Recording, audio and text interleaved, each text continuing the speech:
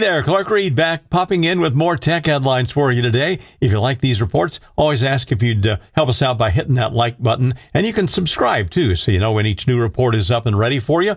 When it may have been maybe the most telegraphed deal in a long time, but the Trump administration and China have issued a joint statement cutting tariffs for the next 90 days.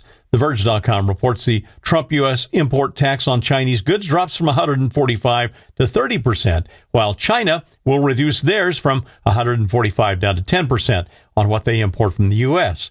In the next 90 days, the two nations will continue to work on finalizing a trade deal.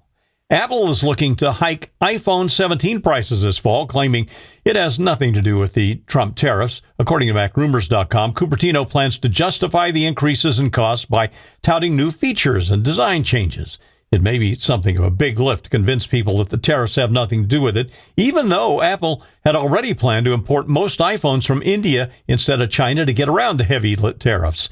Apple has not raised prices notably on iPhones in a while, so they were probably due for some kind of an increase anyway, but you know people will still blame the Trump import tax in anyway.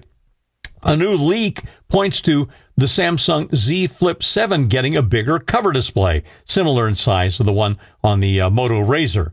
AndroidPolice.com notes that even with the bigger screen, there aren't any planned usability features for that outside screen. That means they still won't be able to directly run apps on it. And you can utilize a good lock module to increase the functionality. This change in size, by the way, isn't really dramatic, but it at least will put them head-to-head with a match with the Razr, which is a main competitor for the Z Flip 7.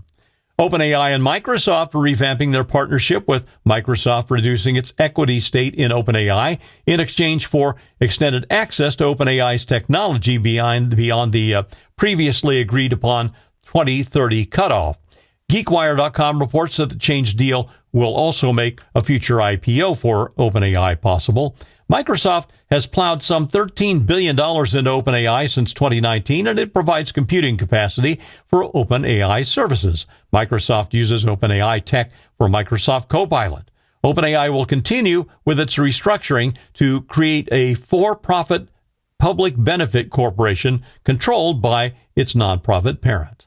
I'm Clark Reid, and you're Technified for now.